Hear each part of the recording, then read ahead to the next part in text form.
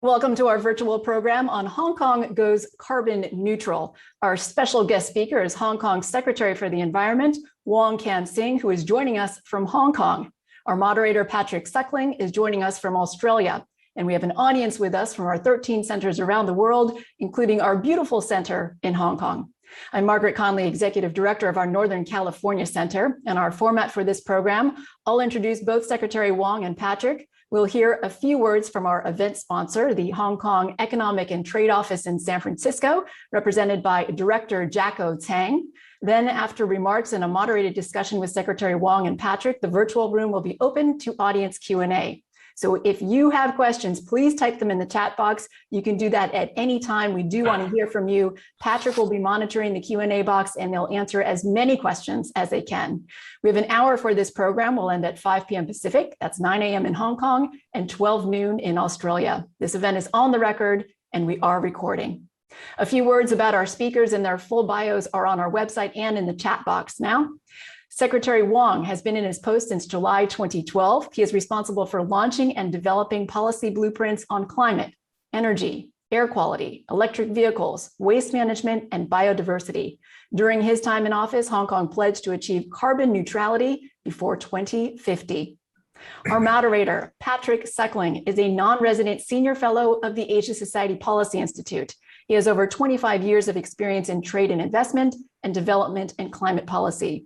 He led international policy and engagement for 2 prime ministers. He's also been Australia's High Commissioner to India, Australia's senior official for APEC, and Australia's ambassador for the environment, leading Paris Agreement negotiation strategy. Now, before we get started with our discussion, let's go over to our sponsor, to Jacko Tang of the Hong Kong Economic and Trade Office here. Jacko transferred to San Francisco in the middle of the pandemic in August 2020.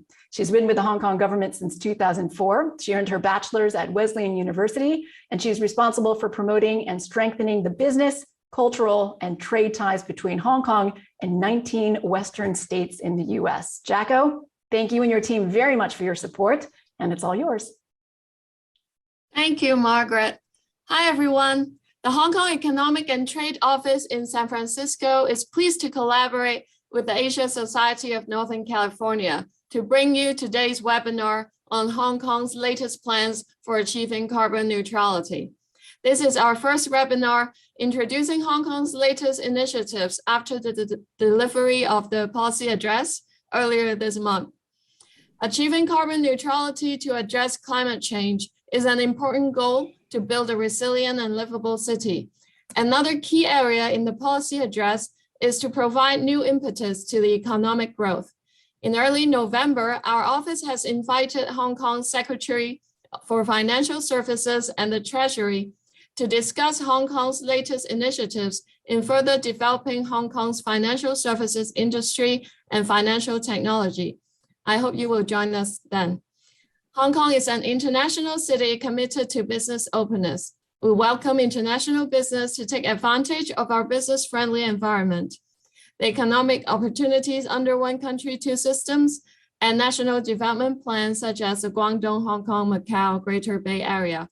We at the Hong Kong Economic and Trade Office in San Francisco is ready to provide you with all the information you need should you be interested in Hong Kong. So do not hesitate to contact us. Thank you very much for being here, and I hope you enjoy the discussion today.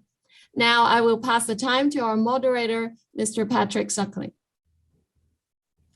Well, thank you, Jacko, and thank you, Margaret, for those introductions. Thank you also to the Asia Society of Northern California to be holding this terrific event. And also welcome to Secretary Wong. Delighted to have you here to talk about everything that's going on in your wonderful city. I thought before we got into the details around what you've been doing, and Margaret gave a little bit of a sense of your achievements and the extraordinarily busy agenda that you've been leading over the last few years. But before doing that, I thought we could step back and, Hong Kong's one of the great global cities. It's a global financial sector. It's a global trading hub.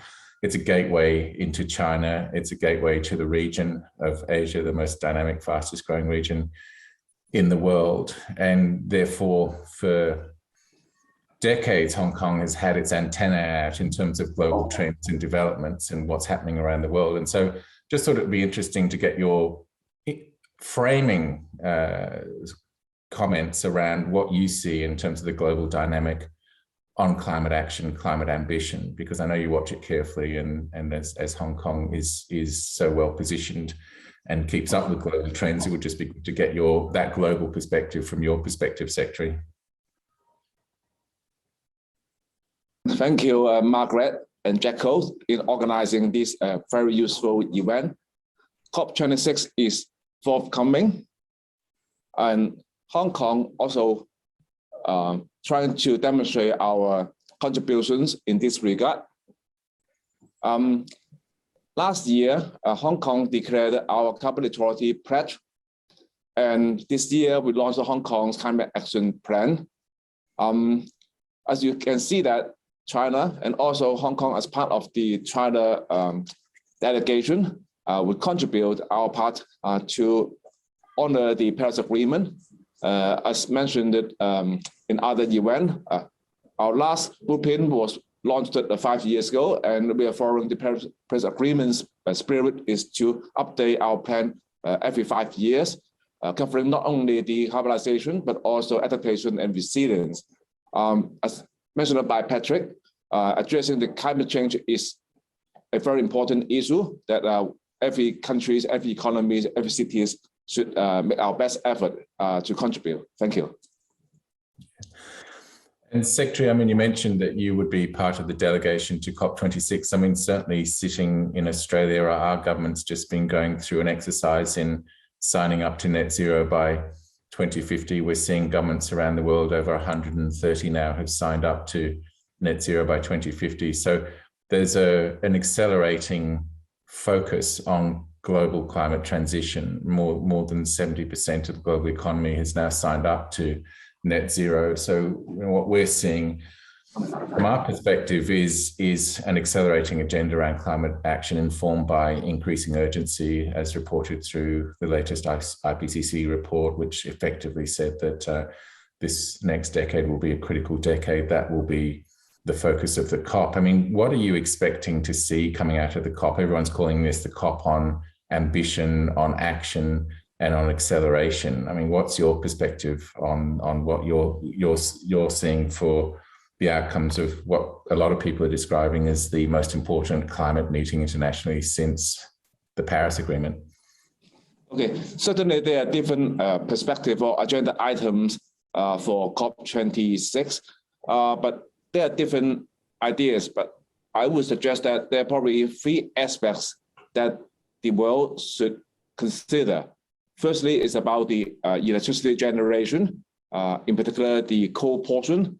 Coal-fired power generations not only involve high carbon content, but also incur air quality concern.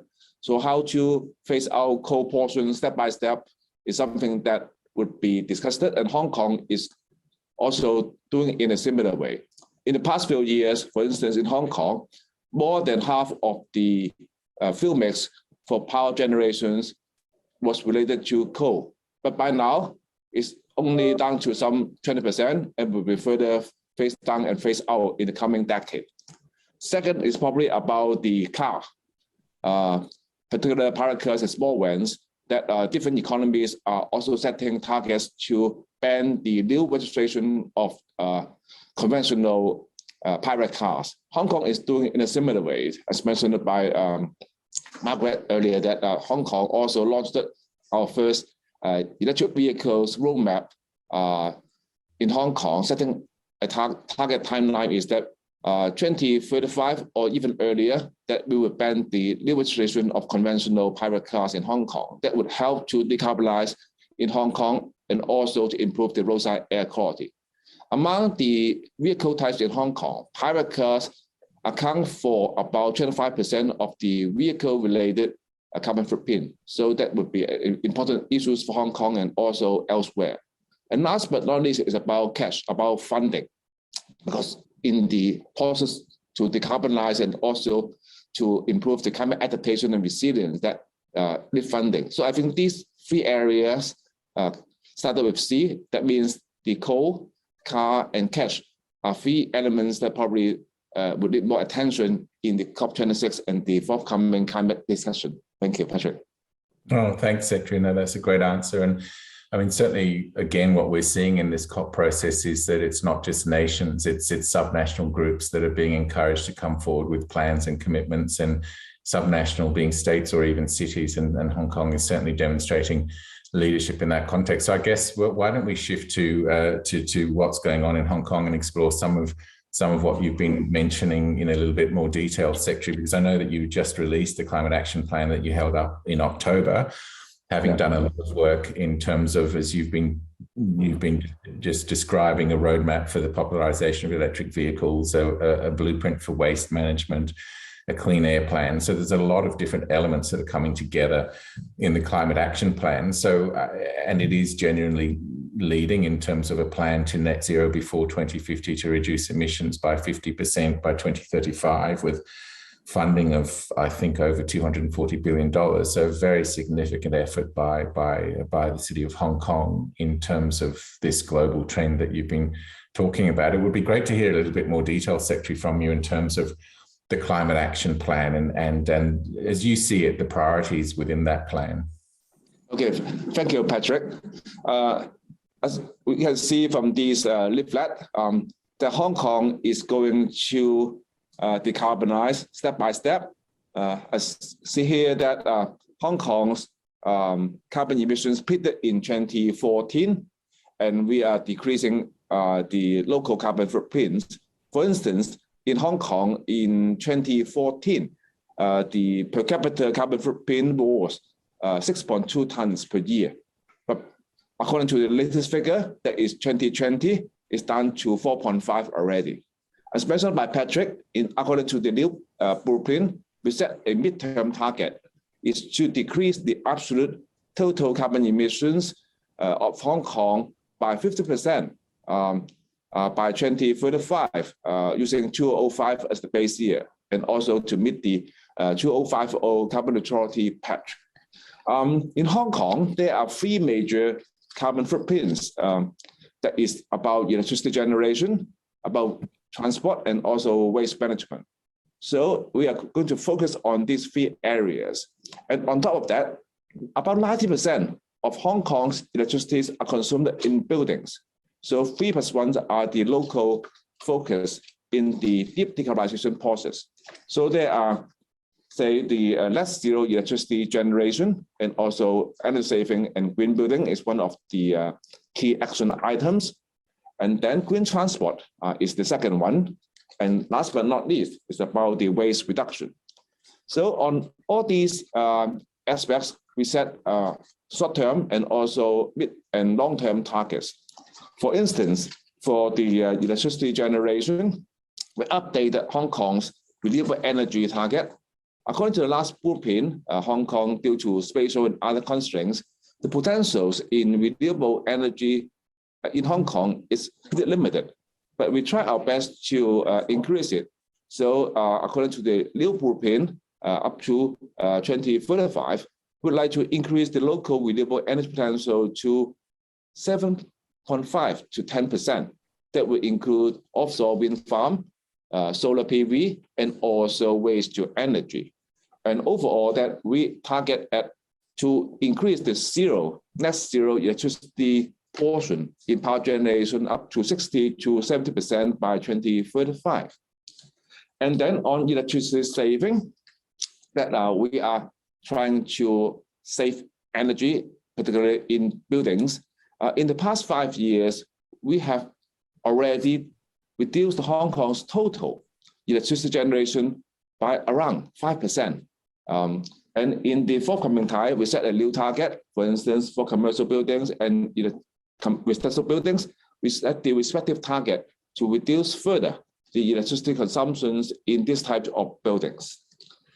And then last but not least is about the green transport. Okay, we published Hong Kong's two related roadmap. One is on clean air, and the other is the electric vehicles popularization that would further improve Hong Kong's air quality and also decarbonize. Thank you, Patrick. Thanks, Secretary Wong. It's a very comprehensive agenda that you've got going. And just in terms of transport, are you looking at hydrogen as well as more conventional EVs? Okay, Patrick, according to our EV roadmap, firstly, we focus on the private cars. I said earlier that private cars collectively accounts for about 25% of the transport-related carbon footprints in Hong Kong. The progress is pretty encouraging. Last year, every 8 new private cars in Hong Kong, 1 was EV. That is the highest ratio we can see among all cities in Asia. And even the better news is that this first half year, that the ratio increased to 1 out of 5. That is probably one of the top 3 ratio in the world. But certainly that there are other challenges in relation to commercial vehicles. They are bigger, heavier, and also in Hong Kong, we have the humid tropical climate, and also we have the hilly topography. So we have to consider also other new energy for commercial and say franchise buses.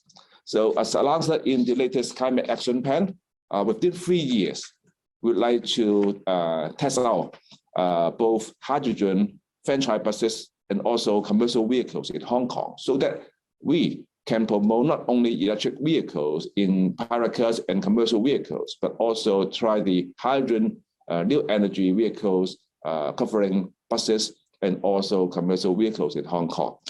Certainly there are constraints. So within the government, we set up a task force involving people from different departments on risk, on safety, on planning together, so that we can also update our regulations and planning regime, so that we can welcome the forthcoming new energy transport means in Hong Kong. Thank you, Patrick. No, I mean, that's what's so impressive about this climate action plan, Secretary, and all of the different elements of it that you're outlining, is it's covering so many bases and looking at all sorts of different technologies to not focus on one particular solution, but the whole panoply of technology that's coming to create all sorts of different pathways for meeting the targets. And in that context, Secretary, you mentioned earlier that finance was a really important part of driving and enabling this transition. And as I mentioned, as I understand it, there's been an allocation already of $240 billion behind this action plan. But I've also noticed in looking at the different roadmaps that you've been developing, for example, you have a green tech fund that's dedicated to looking at interesting new technologies for popularization of EVs, or you've got a $1 billion fund related to your waste blueprint and the minimizing and recycling and reusing of different products. And just interested in how you see those funds helping to drive progress, because it's a fantastic innovation to create essentially an engine through a financing mechanism, a fund, to help drive new technologies. And just would be really sure the audience would love to hear your perspectives on the leadership you're showing in that context. Okay, Patrick, you are asking 2 very important questions. One is about finance, in our context, green finance. Second is about technology and innovations. These 2 are important elements to help Hong Kong and other economies to accelerate the decarbonization and also to strengthen the climate adaptation and resilience. Let me also highlight that according to our Climate Action Plan 2050, that we have the strategies, not only about the setting aside a significant sum on the climate budget, but also we set up a new thing committee on climate change and carbon neutrality, chaired by the #1 of the Hong Kong SAR, that is the chief executive, and also attended by all the senior colleagues within the government to drive the plan and also to monitor the progress and assign funding as appropriate.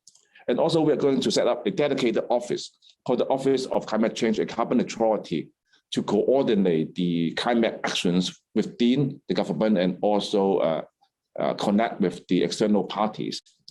And certainly public engagement and coordination is also very important. So we would set up a dedicated advisory committee so that the government can also work with the trade so that we can use the best technologies and mindset.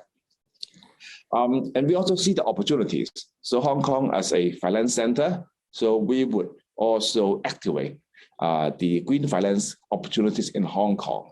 And there would be also green economy and technology and innovation opportunities. So we are setting aside new funding schemes to accelerate that transformation. Patrick, you mentioned that the new Green Tech Fund that we launched last year is to accelerate the use of the most appropriate technologies in Hong Kong and in our region so that we can make the best use of those technologies. The first round of results was just announced this month. There are about 8 projects approved, and I can tell you that 2 projects out of that 8 projects approved is about hydrogen applications in Hong Kong and in our region. The next round of applications will be open very soon. So I welcome companies in Hong Kong or those associated with Hong Kong make the best use of the Green Tech Fund so that Hong Kong and the region can help to accelerate the decarbonization and make the best use of technology. Thank you, Patrick. Very nice invitation, Secretary. We were talking earlier in the week, Secretary, and I noticed that China's been hosting the biodiversity COP. So there's not only COP26, there's COP15, and it's a very important COP as well. And really that's shining a very strong light on the importance of nature-based solutions and biodiversity. On many estimates, nature-based solutions will be around 30% of the solutions to meeting the Paris Agreement goals. And there's an increasing consciousness that we really do need to look at ways in which activities are nature enhancing, not nature reducing. And in our discussions that we were having earlier in the week, Secretary, you gave me a fantastic sense of what Hong Kong is doing about nature-based solutions, including in the context of the landscape of Hong Kong. So I'm sure the audience will be very interested to hear how that factors into your thinking as well, including the new precinct that you're developing. Okay, Patrick, it's a pity that I can't attend the COP15 held in Kunming, Yunnan, China, but I attended the event through webinar. As you mentioned that the biodiversity and the climate actions are interrelated.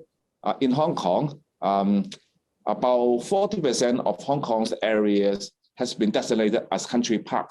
So it could help to absorb the carbon dioxide and also offer very good venue for local low carbon tours and welcome people to visit Hong Kong's country park in the coming time. And one new action in relation to this is that in the northern part of the new territories, we just announced a new project called the Northern Metropolis in the most recent policy address.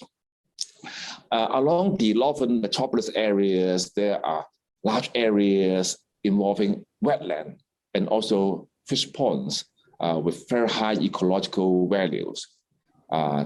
In the latest policy address, we announced that the new active conservation policy is that we will acquire those lands in the hands of the private sector so that we can integrate the public lands in those areas to have the new wetland nature conservation parks in future. That would further increase Hong Kong's conserved areas by at least equivalent to 2% of Hong Kong's total territory. So it's a significant move to support the latest agenda about biodiversity. At the same time, that we all know that wetland can also help to actively absorb carbon emissions. So there are multiple benefits to maximize those opportunities on decarbonization and nature conservation. Thank you. Oh, that's terrific. And Secretary, how do you feel the business community in Hong Kong and those that engage with Hong Kong are viewing the big climate action plan and the ambitious agenda you've got? Because I know traditionally, a few years ago, countries and businesses used to think about climate action as a cost, but we know that it's been decoupled. Emissions reductions don't necessarily reduce economic growth or company profits. In fact, the UK, Boris Johnson is talking about the United Kingdom having reduced emissions by over 40% since 1990 and grown its economy by over 70%. In Australia, we've reduced our emissions by something like 20% over the last few years and grown our economy by 40%. And you do hear increasingly a narrative of opportunity that the global world, that the Paris Agreement is essentially an agreement for the global economy to transition sector by sector to new technologies, new economy along the lines you've been talking about, Secretary. And in that context, more and more people are seeing this whole thing as an opportunity. Some describe it as the biggest commercial opportunity of all time, because literally the whole economy in the world has to change and has to transition, and therefore there are remarkable opportunities. On some estimates, $1.6 to $3.8 billion every year, $1 trillion every year needs to be spent on energy transition around the world till 2050 if we're to meet the Paris Agreement goals. And so there's a lot more, I think, in certainly looking out from Australia, a lot more enthusiasm and excitement about the business opportunities. Just wondering how you see business responding to your agenda in Hong Kong. Patrick, yeah, I see a similar trend in Hong Kong. In the finance sector and also the business center and also the industrial sectors, they all see the opportunities in relation to green finance and also green business opportunities, and also in the process of re-industrialization in Hong Kong, they also see the opportunities. So according to our climate action plan, we highlight at least there are 5 opportunities in relation to climate actions. The green finance is an obvious one. So the Hong Kong government also set the example to issue green bonds for some years, and we will issue more. And we also encourage the trade, including the Hong Kong Quality Assurance Agency, to set up the green certificate centers for green finance in Hong Kong. We also see the opportunity in green economy. In fact, this week that Hong Kong would host the annual event called Eco Expo Asia. That is a trade event plus green conference that involves Hong Kong's people and also people from the region to talk about how to capture the green opportunities in relation to climate change and environmental improvement. And this year's theme is on how to get towards carbon neutrality and optimize the opportunities in business. Building and innovations is very important. In recent years, within the Hong Kong government structure, we set up a new bureau with a new minister on innovation and technology that will help to drive more innovation technology in Hong Kong, and the green agenda is part of the agenda items. And we also see the capacity buildings opportunities. Locally, in different universities, they are setting up new degrees or training program in relation to that, because when we are going to have more opportunities in green finance and other green economies, we need young people to be equipped with those technologies and also knowledge. So we can see that in the pipeline. And last but not least, it's about carbon neutral communities. Patrick, you mentioned that we're going to have a new development areas in the northern part of Hong Kong that we call the Northern Metropolis. Our target is to make the whole community to be carbon neutral. So in terms of the town planning, building design, green transport, there are many opportunities for the industry and business to integrate the low carbon and even carbon neutral technologies in all these aspects. So overall, I totally agree with you that while Hong Kong's total carbon footprint have been decreasing, we are still improving the economies and GDP. So the coupling effect is obvious in Hong Kong and in our region. Thank you, Patrick. Thank you, Secretary. Look, I think a couple more questions before we go to Q&A, because I mean, in similar vein, and because you've been working on this agenda and leading this transition for so many years, can you give some perspective to the audience? Because, you know, communities around the world are getting more and more concerned about climate change. They see the impacts every day on their television screens and their media, and they see the reports. Some communities are more more energetic than other communities in terms of the Extinction Rebellion, for example, or the climate action strikes, the children striking from school. But they're at the, I suppose, the sharpest point in terms of community reactions. But what you see around the world is in all sorts of different dimensions, communities are concerned about climate change, sometimes confused, seeking information, certainly wanting to see action. I'm sure it's no different in Hong Kong, but I mean, you've been on this journey for quite a while with your different communities in the city of Hong Kong. What's your sense of how the communities over the years you've been involved in this agenda responding to your plans and to the ambition that you're setting? Okay, Patrick, in Hong Kong people can feel the heat of global warming. For instance, these years, we got record-breaking heat waves during the long summer in Hong Kong. The record-breaking now becomes a kind of annual event in Hong Kong. That means that the temperatures is getting hotter and hotter. On top of that, Hong Kong was attacked by a number of super typhoons. We can feel the impact of rising sea levels, heavy rainfalls, etc. So in Hong Kong, people are experiencing the extreme weathers in relation to climate change. So they are supportive in general to that. Certainly that it involves different considerations. So before we launched this climate action plan, in fact, we invited the Council for Sustainable Development to have a bottom-up approach to engage the public, to see their support and also to gather their response. So our climate action plan is not just a government document, but it's based on the recommendations through a bottom-up approach happened in the past 2 years. And on top of that, we need to further engage the stakeholders and the public. So I can share with you 2 examples. The government would like to demonstrate our leadership. So we set, say, energy saving targets.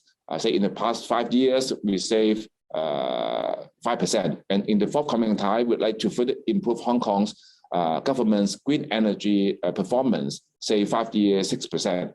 That's very important because we'd like to see the big companies and corporations to do in a similar way. In Hong Kong, we have the 4T partnership.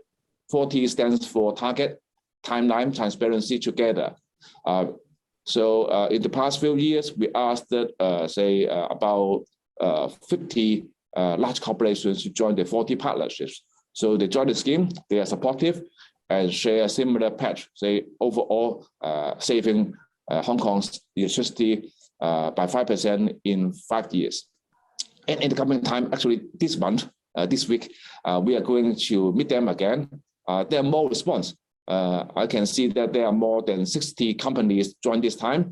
And now this time we call it the Carbon Neutrality Partners. They will set not only energy saving targets, but also support more renewable energy, green transport, waste reduction, and green finance. So I am sharing with you that the government would like to be a leader, but we are also pushing the big companies and business people to do it in a similar way, so that we can ask the other people like the SME and also the general public to take climate actions, because the awareness is there. And then the challenge is how to, for everyone to take appropriate actions to decarbonize. Thank you. Thanks, Secretary. That's very comprehensive. I mean, look, you've outlined over the last half an hour or so a really remarkable agenda in terms of what the City of Hong Kong is doing in all sorts of different dimensions, and the ambition that you have, which is leading in terms of exactly where nations are being encouraged to go in terms of their climate commitments and their climate action, and to have in place the right policies and the practical, concrete pathways to achieving the targets and the commitments that are being set. So I think that set the scene for a good session of Q&A. There's a number of questions coming in at the moment, so a lot of interest in your views and your presentation, Secretary. I thought I'd start with the question that has come through a little bit from different parts is are you working with the Greater Bay Area in terms of your agenda? And are you looking to cooperate, or how do you compare with other cities, for example, Singapore? So, clearly Hong Kong is doing an awful lot by itself. You mentioned the word together in terms of community. Are you doing things together with the Greater Bay Area or other cities around the world? I think the answer is definitely yes, because Hong Kong, as part of the Greater Bay Area, share the similar challenges, and also that due to the possibility, we have to work together. I can share you a few examples. For instance, about the electricity generation. Given Hong Kong's limited area, that while we try to increase the local renewable energy, but similar to other cities, that we can see the limitations. So the regional collaboration on the electricity generation towards zero carbon generation is something that we must try to do more. So we are working with the Greater Bay Areas to see the opportunities for collaborations. For instance, whether there would be opportunity for the Hong Kong's power companies to work with the GBA's counterpart on renewable energy systems. Secondly, about the energy saving, because Hong Kong and other GBA cities share the similar climate that is humid and subtropical. In the past few years, for instance, in Hong Kong, we developed a smart technology called ritual commissioning, is to quickly understand the problem of the existing commercial buildings in terms of the electricity consumption. And then they can have a system to tune it and upgrade it within a short period of time so that they can save power and also save money. So we call this ritual commissioning. And in the past few years, we found the system could be relevant to the Greater Bay Area cities. So our departments signed agreement with the counterpart in other Greater Bay Area cities and Macau, so that our knowledge could be transferred to the other GBA cities, so that collectively we can improve the energy saving in the existing building stock and to decarbonize the whole region. Third is about the green transport. Hong Kong does not manufacture cars, so we import cars from the US, from Europe, and even from mainland China. For instance, we can see that the green commercial vehicles should be a kind of the GBA and regional issues, because in Hong Kong, the lorries, for instance, are traveling between Hong Kong and other GBA cities. So we understand that the, say, hydrogen vehicles or other green new energy vehicles are being tried out in the other part of the Greater Bay Area. So Hong Kong should be part of the team to make the best use of those technologies, so that we can facilitate the trade and also to capture the new energy transport opportunities. Thank you, Patrick. Thank you, Secretary. No, well, that's great to hear of that collaboration, cooperation going across the different Bay Areas. Quite a lot of questions coming in around the sources of new energy, Secretary. So there quite a bit of interest in, will it be solar? Will it be wind? Is there a possibility of nuclear power, small modular nuclear? What's the energy mix in terms of transitioning away from coal? Okay. In the transitional stage, we would keep on the use of nuclear power from Shenzhen. That's been used for decades, and that will be maintained to give a kind of base power generation. Meanwhile, that we are using more natural gas. We are building a large-scale floating LNG terminal in Hong Kong, so that we can import the LNG from different parts of the world, from North America and other places, so that we can have the different sources and also have more competitive pricing when we are importing those LNG.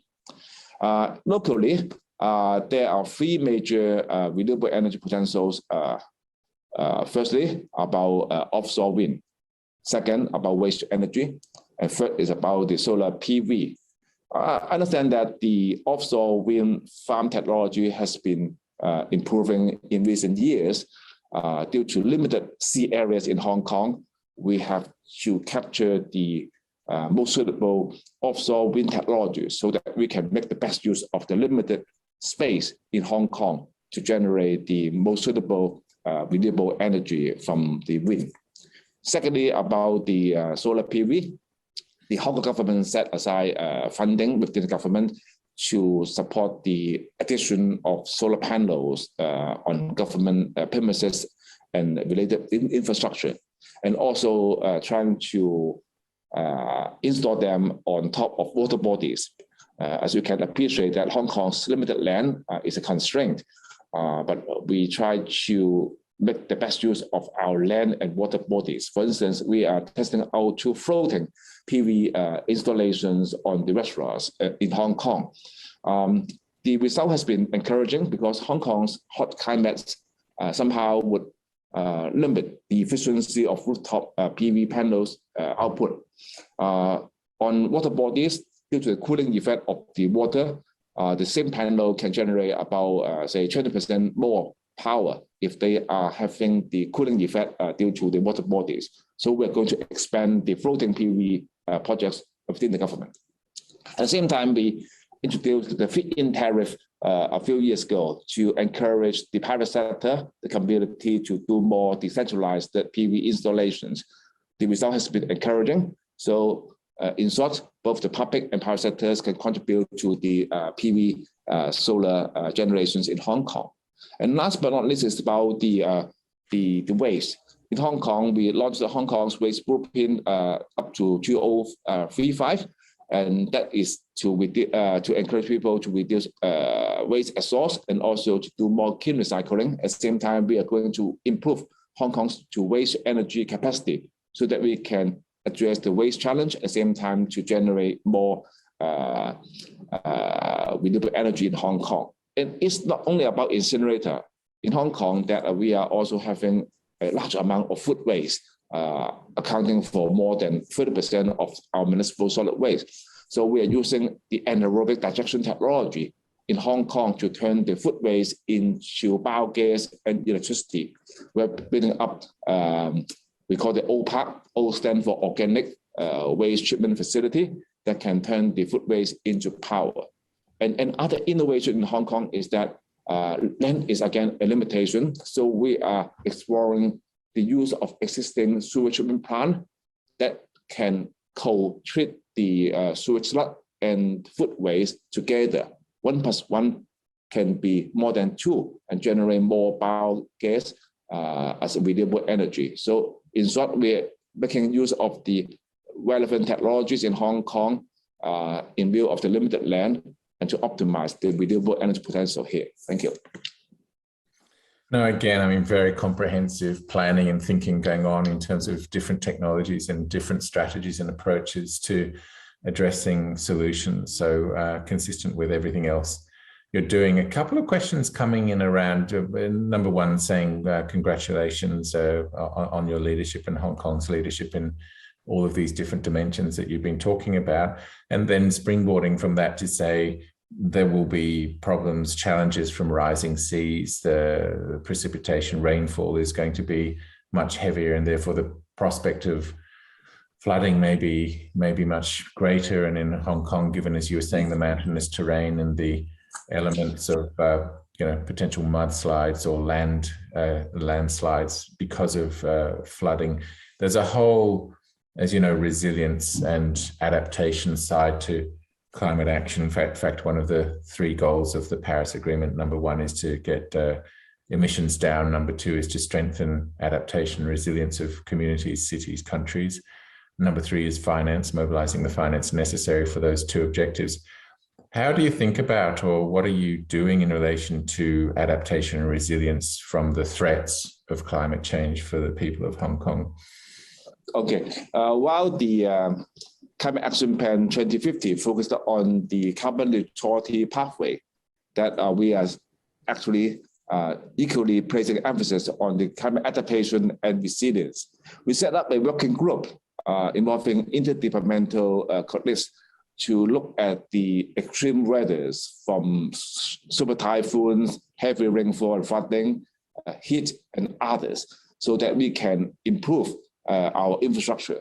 As mentioned earlier, that Hong Kong was attended by a few super typhoons. So we based on the latest understanding and data to upgrade our standard and to improve our infrastructure as appropriate.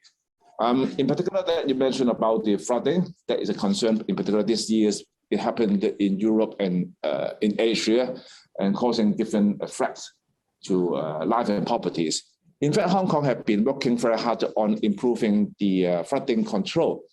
In the past, there were tens of flooding black spots in Hong Kong, but through years investment, the total flooding black spots in Hong Kong has been reduced to 4 in Hong Kong, and that would be also eliminated in the forthcoming time.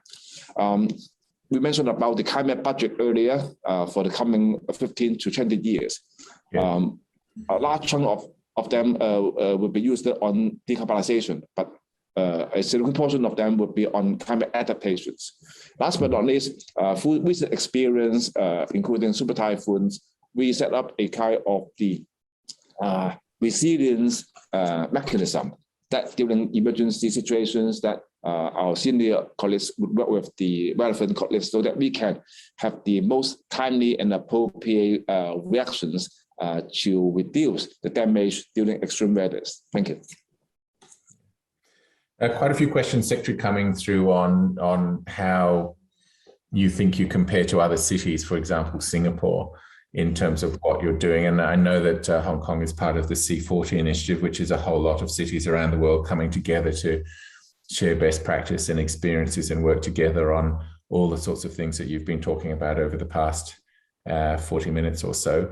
But you know, without wanting to make it a competition, how do you view where Hong Kong is with other cities, for example, Singapore?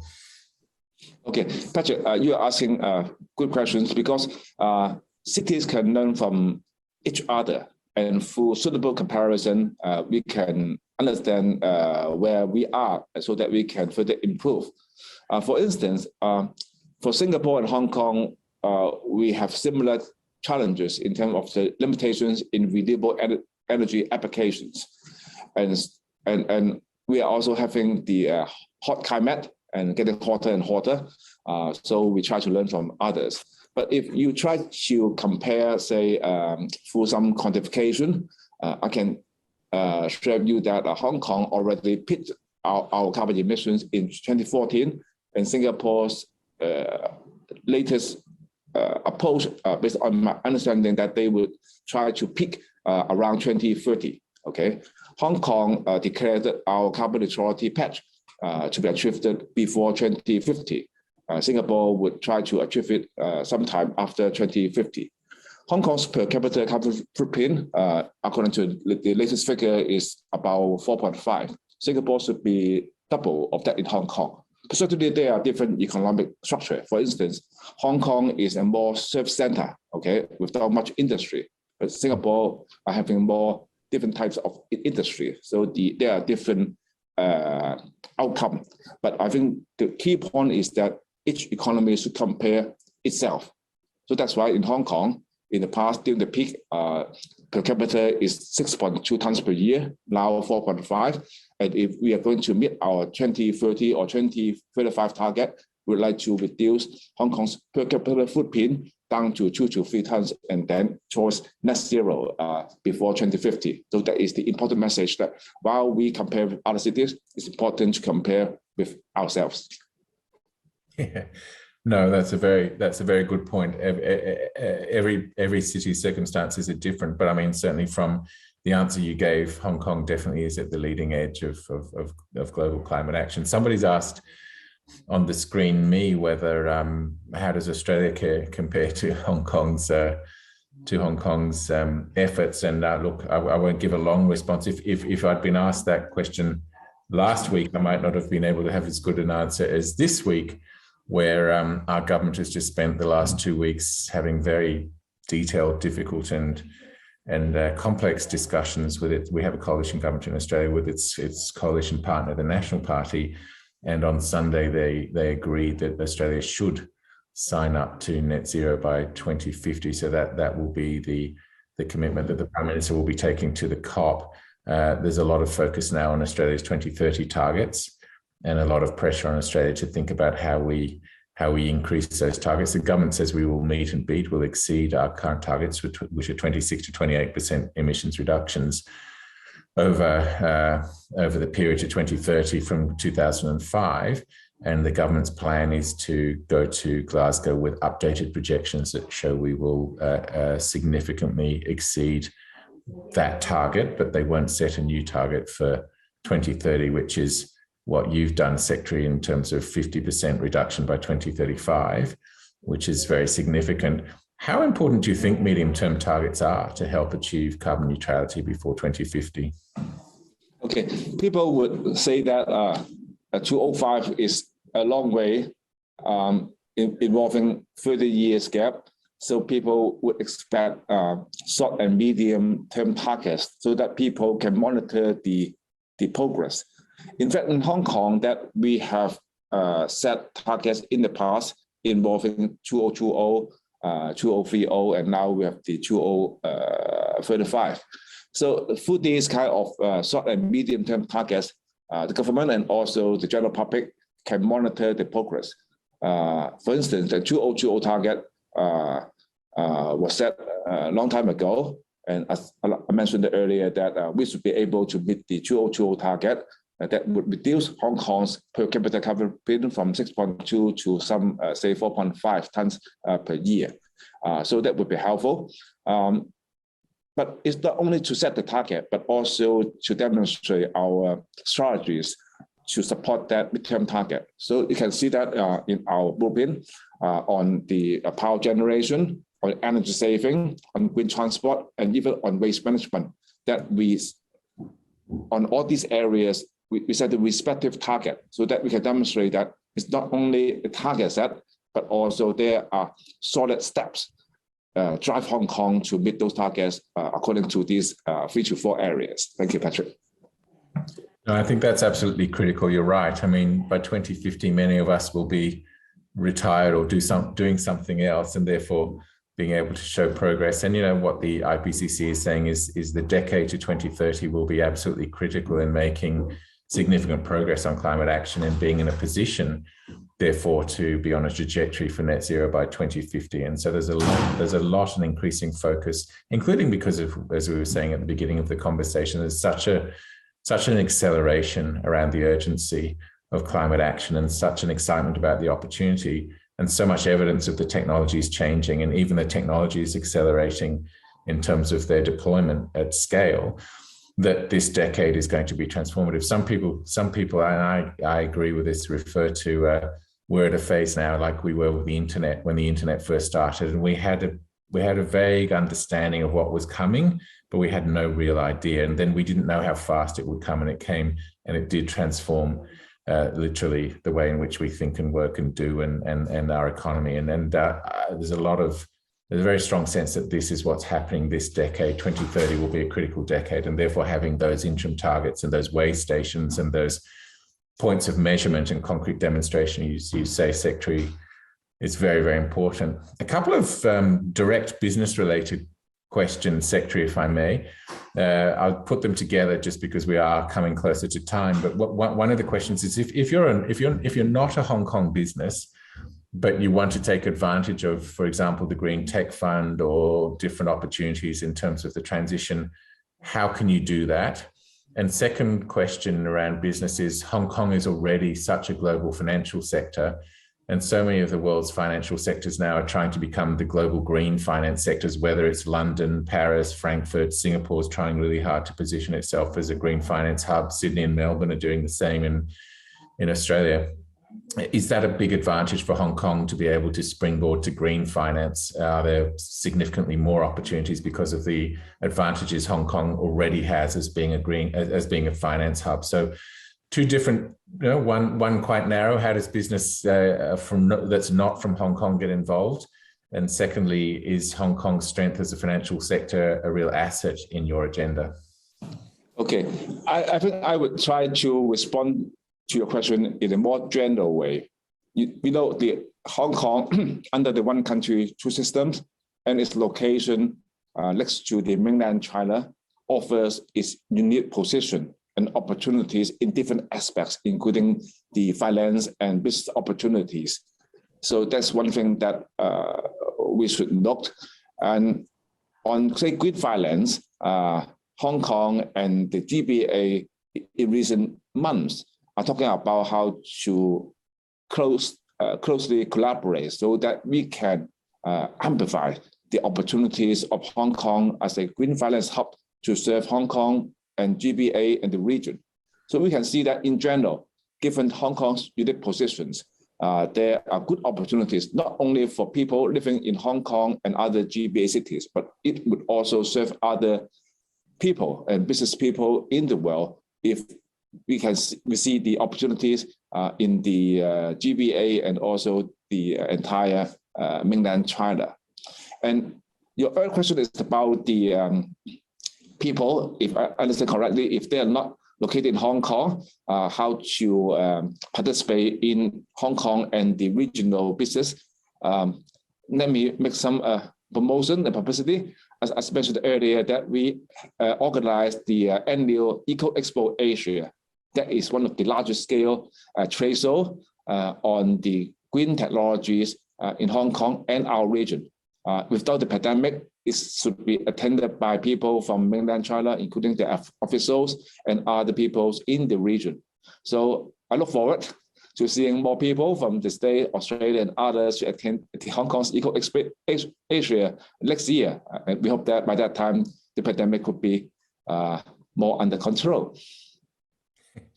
No, Secretary, look, that's been a great tour de force, a great round trip of everything that's going on across your magnificent, diverse, and showcase city of Hong Kong.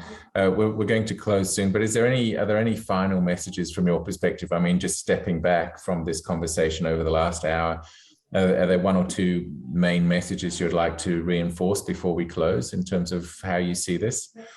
Okay, but one thing that I would like to highlight is about the hydrogen economy that has been talking about in other economies like Australia and other places.